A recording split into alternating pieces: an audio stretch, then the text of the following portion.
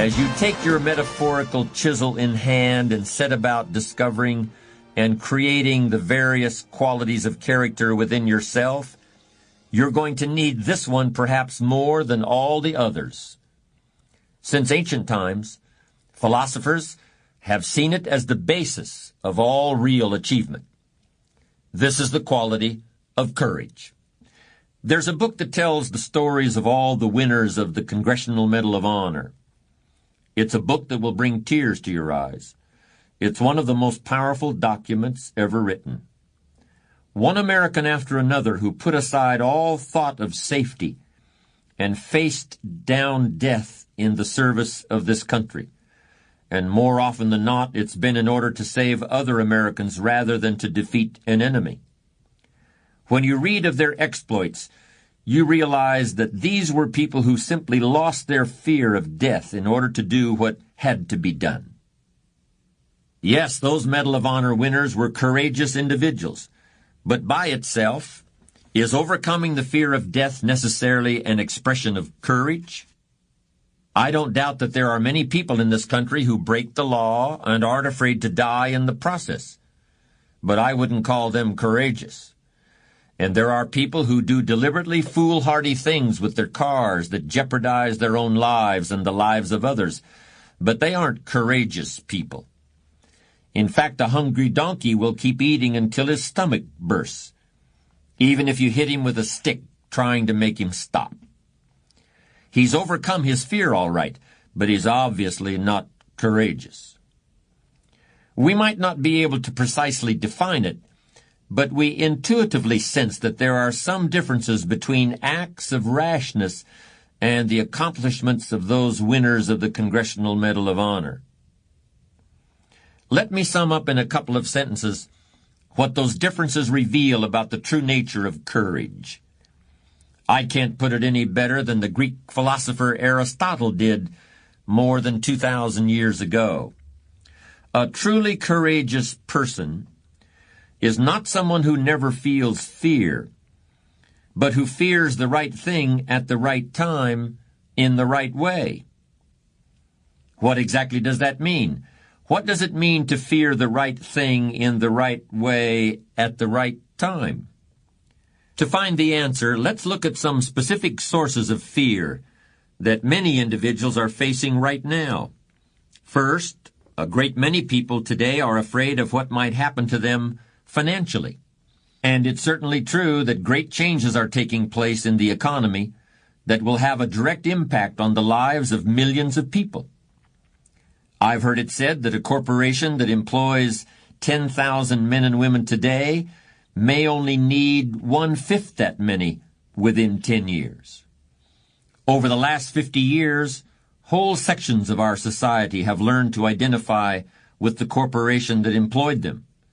That corporation provided not only a salary but health benefits and the opportunity to create a pension fund that would make retirement possible at age 65 or even sooner. Now that relationship between the employer and the corporation is changing.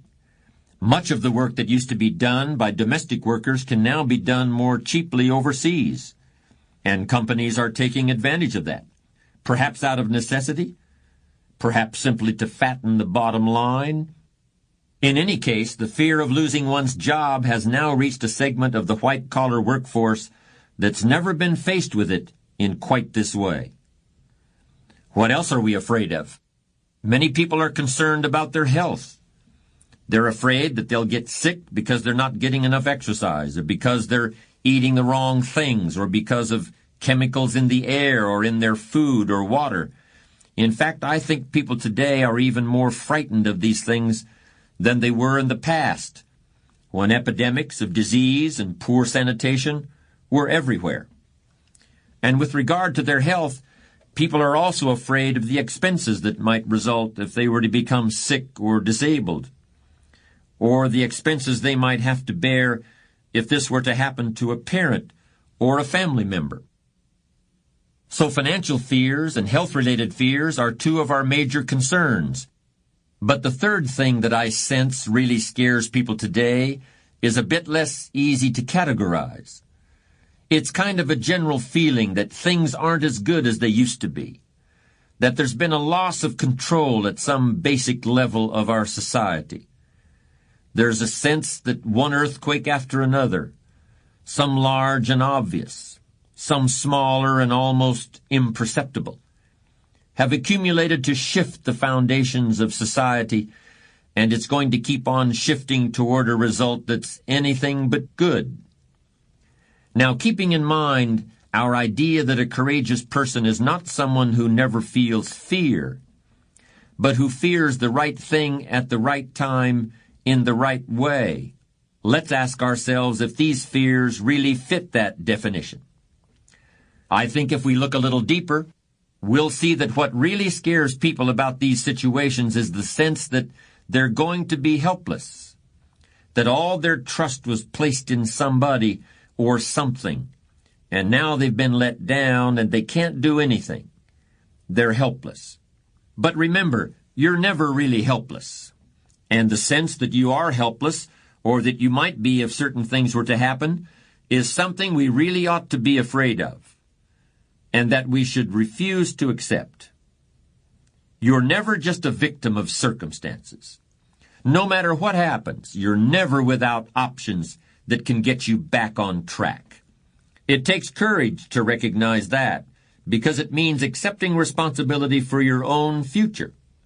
But I would suggest that we should accept that responsibility because no one is really going to accept it for us, no matter what we may have been led to believe. Let me emphasize that underlying most fear is the fear of helplessness, of being victimized or being blown around by the winds of fate like a leaf is blown off a tree. But is that really a legitimate way of looking at things? To me, it sounds like being afraid of the dark, in which case the best thing to do is to get yourself up, out of bed, and switch on the light. After all, the people who built this country didn't feel helpless when they faced obstacles that we can hardly even imagine today.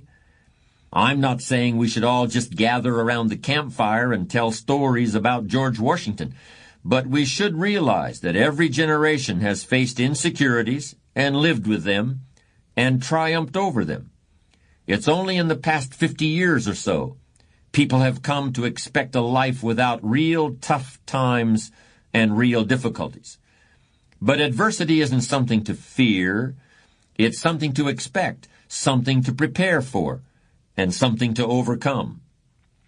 The truly courageous person is not immune to fear, but it plays a different role in his or her life than it does for other people. If you're a courageous person, your fears aren't about what someone might do to you or something that might happen to you. Your fears are about not living up to your ideals, about reacting instead of acting, about not taking advantage of the opportunities that are always within reach. A truly courageous person is not afraid of what might or might not happen next week or next year. He fears not making the most of every moment today. A truly courageous person fears the impulse to dominate other people. She leads by helping others to be their best. A truly courageous person fears making appearances more important than realities, making impressions more important than communication, making himself more important than those who are depending on him. But there's one thing a courageous person fears most. Have you ever seen a deer caught in the headlights of a car? The way the deer just stands there as though paralyzed with the car bearing down? The truly courageous person fears ever getting caught like that. And a constant part of his or her life is dedicated to making sure it never happens. In other words, the truly courageous person, as someone once said, fears nothing except fear itself. When it comes to wanting things, there's never any such thing as enough. And that can really get on our nerves. You get a new car, but in a couple of years it's an old car. You get a new computer. It does everything real fast, certainly faster than the one your neighbor's got, But then a year goes by, and now your neighbor gets a computer that's even faster than yours. Where does it all end? There's really only one kind of person who's actually comfortable with the impossibility of satisfying his appetites. This is the person who wants that mysterious commodity called wisdom, whatever that is, and wants it more than all the cars and computers in the world. Wisdom, like the learning capacity of the human brain, is infinite. There will always be more to know, and there will always be plenty of room in your brain for everything you learn. Life is a paradise, really, if you're a person who genuinely wants wisdom. We all want to be successful, and I'm certainly in favor of that, but I've known some people who literally wanted all the money they could get. Not what the money could buy, but the money itself, the nickels, the dimes, the quarters. Wanting all the money in the world is like wanting to know all there is to know in the world, except the man who wants all the money is miserable. He'll never get it all, and he'll never think he has enough. Even if he had rooms filled with $1,000 bills, he'd still want the next man's nickel. And he'd be in pain about that, filled with envy about it.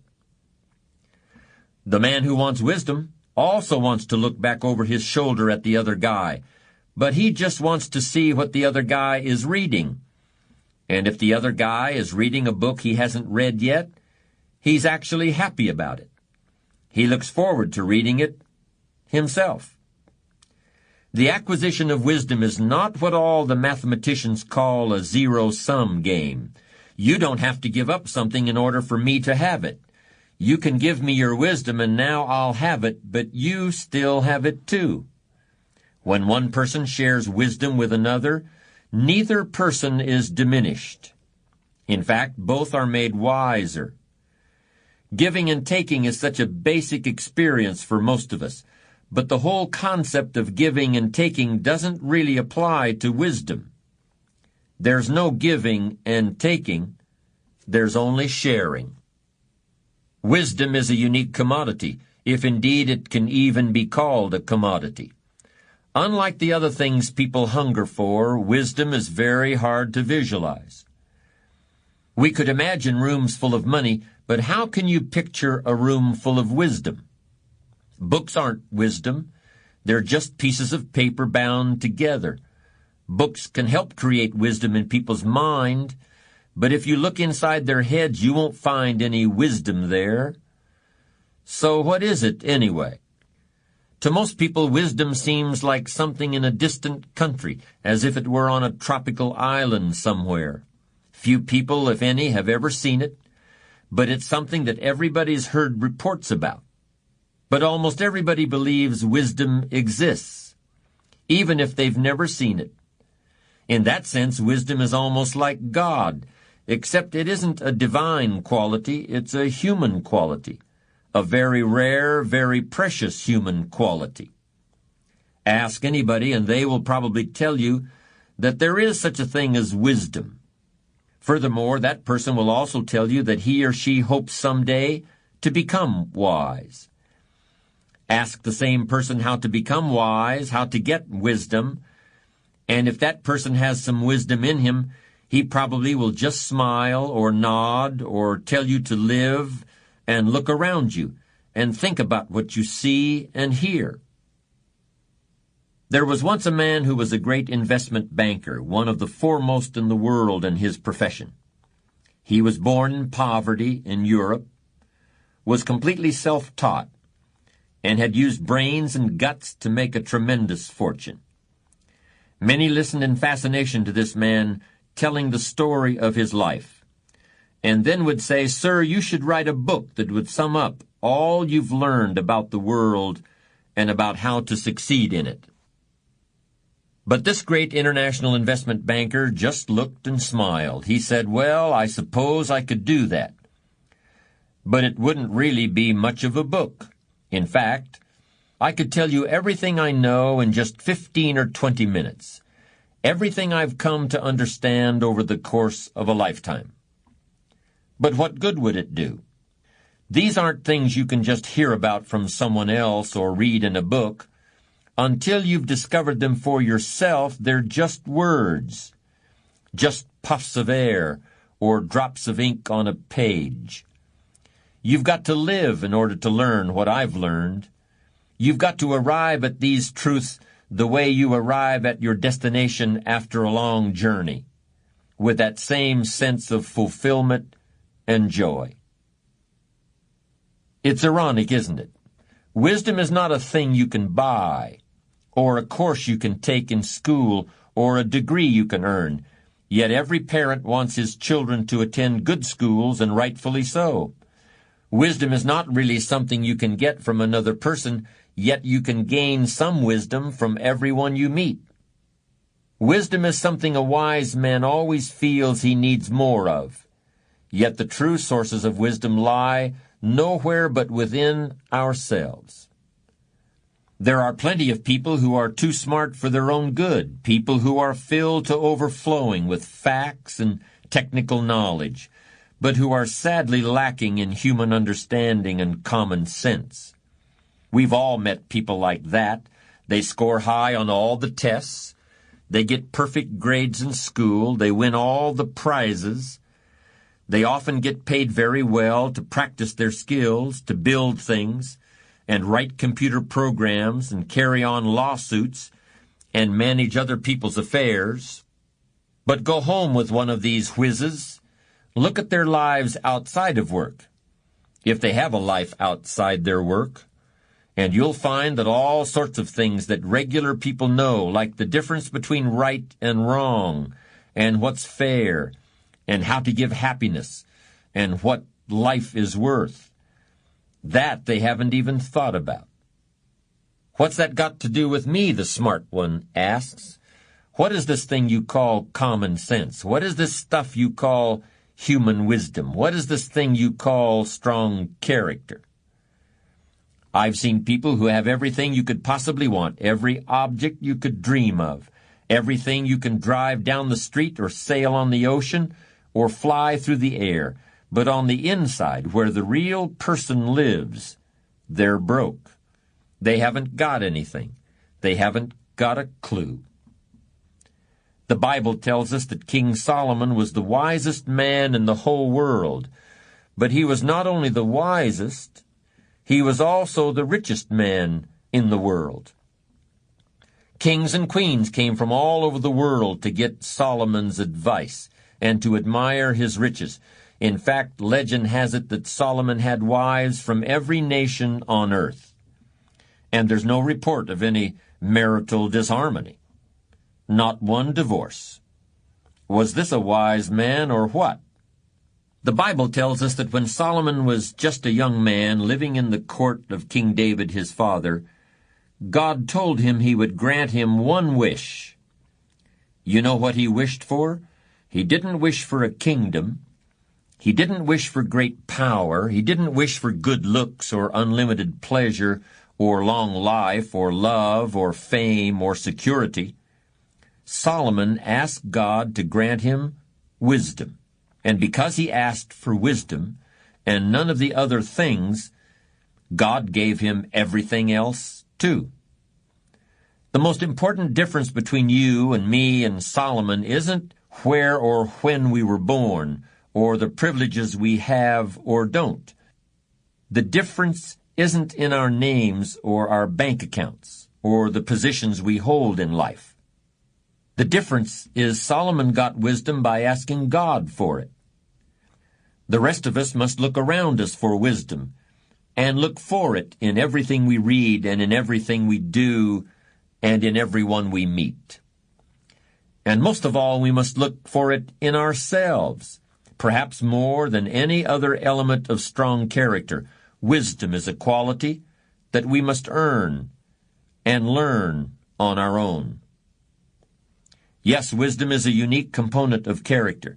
If you don't have it, nobody can tell you what it is. And if you do have it, probably you'll be wise enough never to say, "I'm a wise person." The wisest man in ancient Greece, the greatest philosopher the world has ever known, was a man named Socrates. In fact, Socrates made wisdom his profession. Philosopher means lover of wisdom in ancient Greek. And because he didn't have another job, people were always asking Socrates, "So what do you do for a living?" He was definitely smart enough to figure out that he had to have an answer, so he made up his own job title, philosopher. But when people asked Socrates, "What is wisdom?" he always gave the same answer, "I don't know." In fact, Socrates never claimed to know much of anything, except how to ask questions, and by asking questions, he would prove to other people that they didn't know what they thought they knew or were certain of. Everybody in Greece agreed that Socrates was the wisest man in Greece, but unlike King Solomon, the philosopher Socrates didn't have great wealth. The wisest man in Greece was poor. King Solomon managed to run a huge household with many wives and homes and lots of children, and he accomplished this without any discord or unhappiness. But Socrates had no home life at all. The wisest man in Greece was married to a famous and terrible nag, and they had no children. Socrates, the wisest man in Greece, just went to the marketplace every day and hung around and asked people questions and hoped to get invited to a banquet so he wouldn't have to go home and face his wife.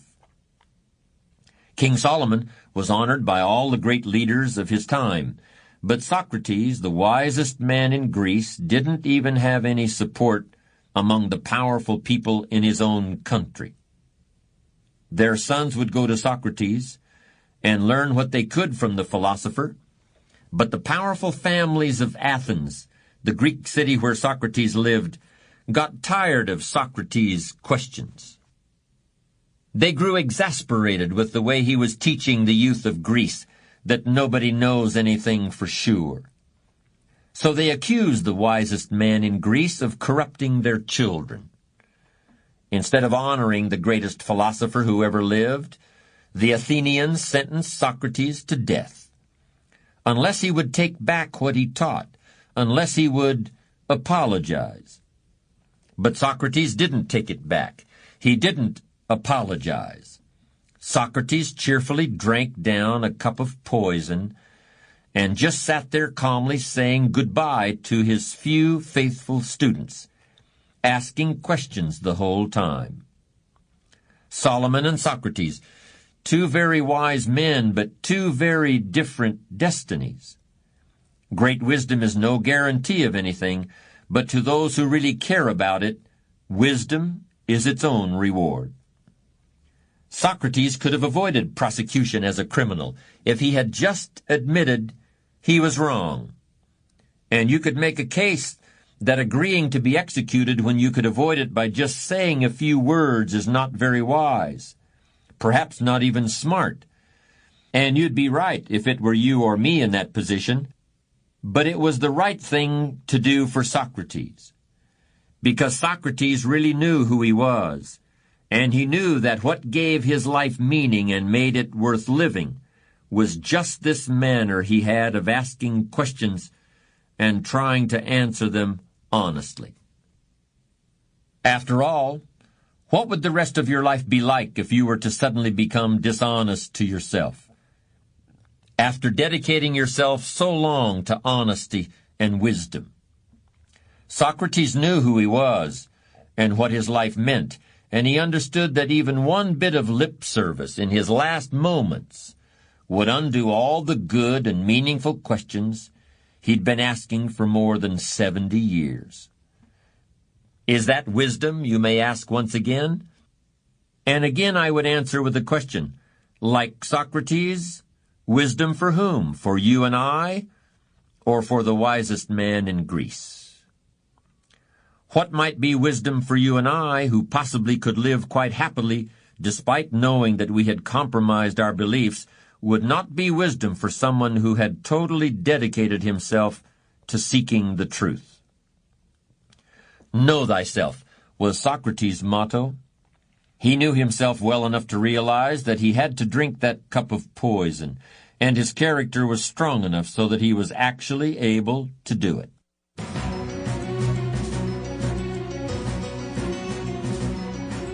I know a few people who make their livings as personal financial planners. They help individuals and families define their financial needs today and in the coming years, and they help people do what must be done to provide for those needs.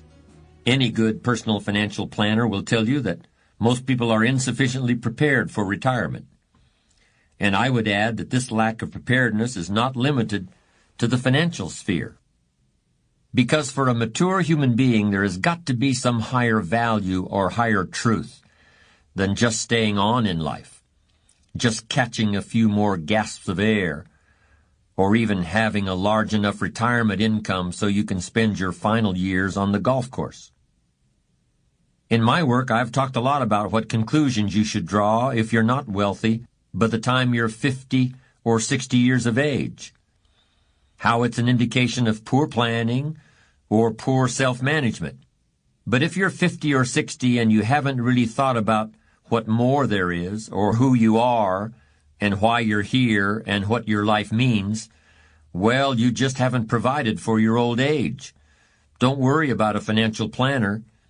You need a personal wisdom consultant. Part of wisdom is knowing what you lack and looking for it and asking for it.